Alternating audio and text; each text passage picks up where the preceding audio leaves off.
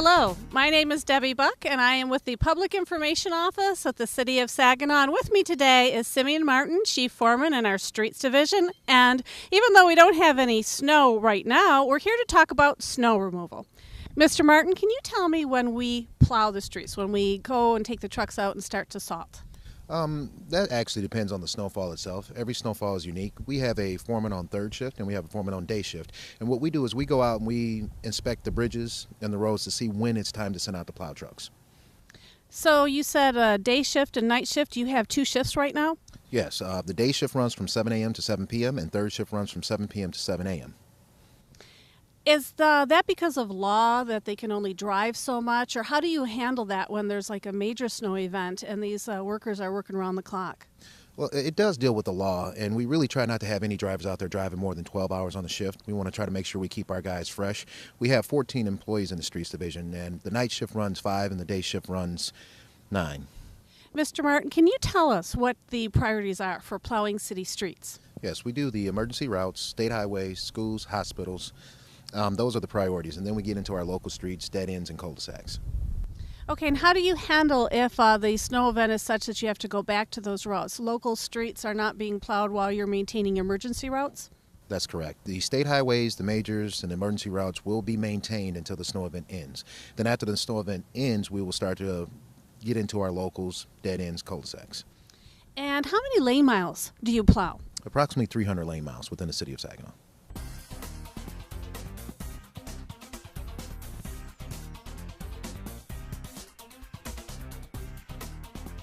Mr. Mark, can you tell me about bridges and walkways? I know a lot of citizens use the walkways and pass on the bridges for walking or bike traffic.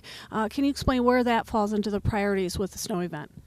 Our bridges are maintained right along with our majors and state highways, but the sidewalks themselves are the lowest priority. We have to maintain all the roads before we get to the sidewalks. So typically, in a decent snow, it would be after 72 hours before we can shovel the actual sidewalks on the bridges, and that's also done with bobcats and shovels.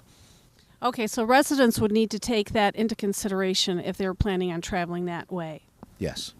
Mr. Martin, can you tell me about how fast the trucks travel and safety measures that citizens should take when the trucks are coming by? The plow trucks typically travel the speed limit based on the road that they're on. They have to maintain a momentum in order to get the windrow of snow up out of the road and up over into the parkway. Depending on the roads, these windrows can travel a good distance. So we ask all citizens to please, as you see the plow trucks coming, step back. You need to not be standing in your driveway or on the sidewalk because these windrows, especially if it's a heavy wet snow, are very heavy.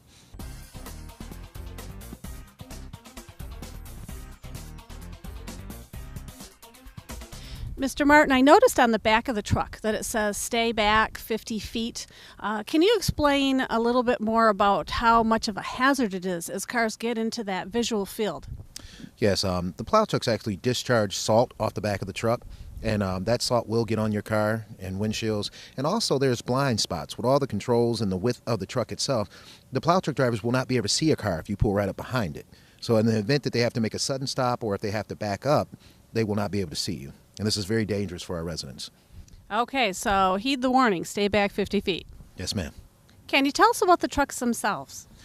Yes, we have 12 trucks in the City of Saginaw. They're outfitted with inserts for the V-bottom salters. They have conveyors and augers. This is what regulates the amount of salt that goes on the road. They also have an underbody for light snow, and then they have a front plow attachment that is used for heavy snow, anything over 6 inches. Now, do they plow in tandem? You're talking about winnowing row or something like that. I wasn't quite certain what you meant by that. Yes, the average lane mile is wider than the truck itself, so they plow in tandem. This is so that we can get the snow all the way back to the curb for the next snow event. Mr. Martin, can you tell me what the property owner's responsibilities are during a snow event? Yes, we would ask all of our residents to please do not shovel snow into the road. And the city crews, as we come through, it's probably in a resident's best interest to wait till the plows come through, or they're going to have to shovel twice. Because as we clear the road, the snow will end up back in their driveway and on their sidewalks. We ask those to shovel that snow so that pedestrians can walk. Okay, and then also, are there any other things they should be concerned about with clearing snow or ice away, such as fire hydrants and such? The Maintenance and Service Division for the Water Shop does clear fire hydrants, but there are so many fire hydrants in the city, we do ask residents to clear their fire hydrant in front of their house. And mailboxes too? Yes, because if you don't clear it, then your mail will not get delivered.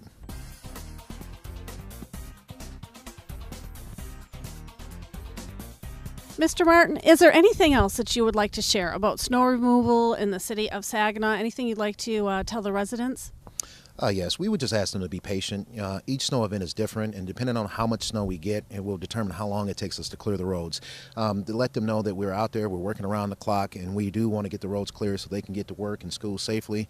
Another thing they can do is also not park on the road during snow events, because it makes it very difficult for the plow trucks, and also it leaves a big pile of snow right there, and it's actually a hazard once the car is moved. So they wouldn't come back and clear that snow where the prior parked car was, then it would be a hazard. We wouldn't come back unless there was another snow event. Okay, so that remains until the next snow event. Yes, ma'am. All right, thank you very much.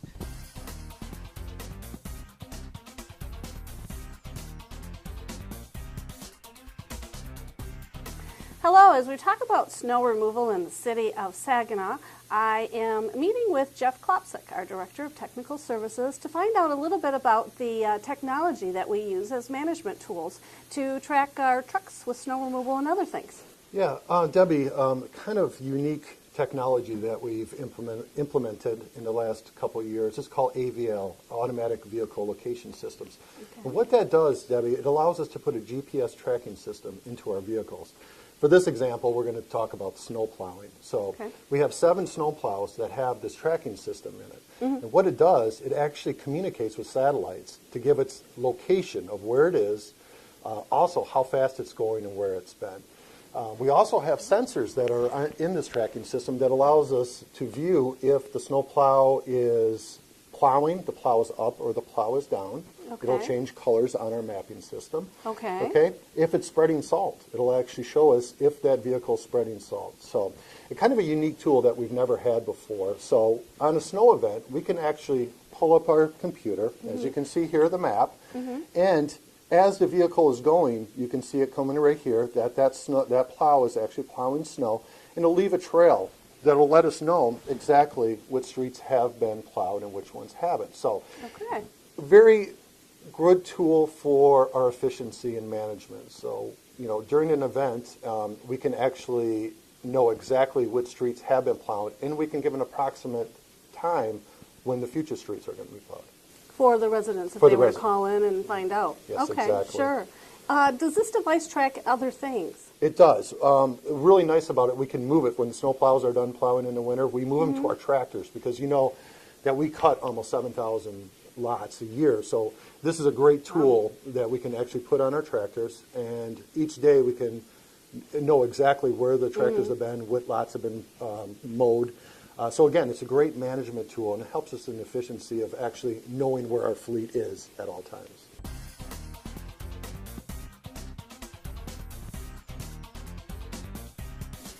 And what are some of the other things that this unit tracks for us, like speeds? Do they track speeds? Absolutely, it'll track speed. It'll actually give a notification if a vehicle goes over a certain speed limit, so we can set a threshold that no vehicle is supposed to be over 50 miles an hour in the city. If so, it'll actually send us a report showing that this vehicle broke this speed limit. So yeah, there's different kind of parameters that we can set on a vehicle that will give us data back. So very interesting. It really has come about in the last couple of years that the technology has allowed us to do this. And we've worked with the Saginaw Road Commission. They actually implemented this first. And we partnered with them because we saw their system and it worked so well and we really liked it. So it's kind of been a joint cooperation with the Road Commission, the City of Saginaw, and also Mosquito Control uses it also. Okay. So we're collaborating with them and working together and learning from what the information is that we get back on it. Exactly.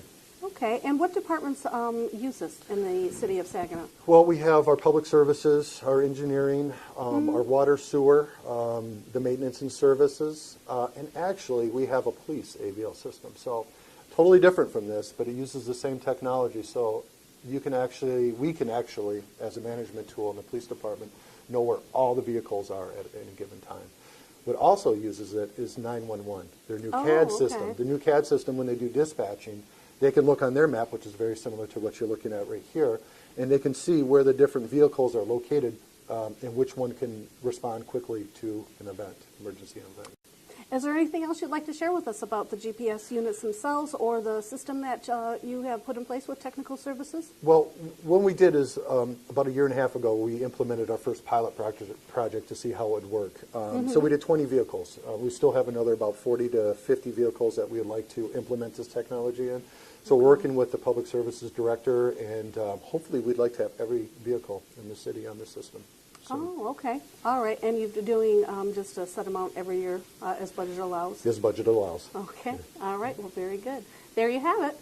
Thank you very much for taking time away from your schedule to share with us this information about this new technology that we're using. My pleasure.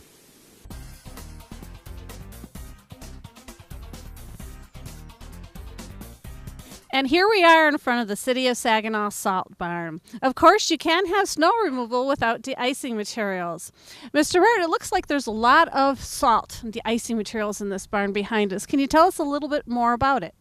Oh yes, the City of Saginaw goes through on average about 4,000 to 5,000 tons of salt a year in an average winter. We also use calcium chloride sand for extreme temperatures. That would be anything under 10 degrees. We have on hand right now approximately 4,500 tons of salt, and we purchase it in 2 shipments. The first shipment arrives in October, and we usually get half then, like 2,500 tons, and then we get the next shipment in March.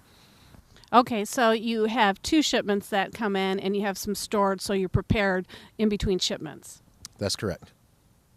And you put the de-icing materials in the trucks. When do you load them up? We typically leave the trucks empty. It's not good for the suspension of the truck.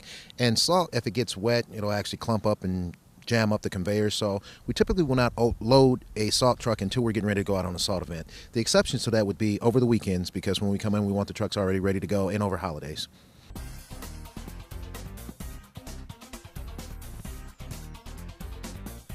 Can you tell us a little bit more about how the trucks are loaded with salt? They back up into the barn, or there's another loader equipment? How do you do that?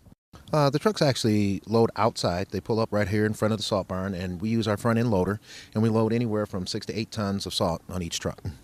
That's a lot of salt.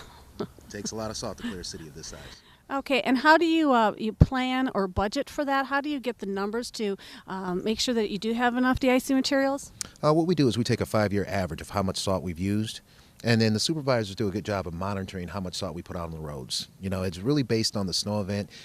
Snow can be heavy and wet, or it can be light and fluffy, and depending on what type of snow it is determines how much salt we have to use.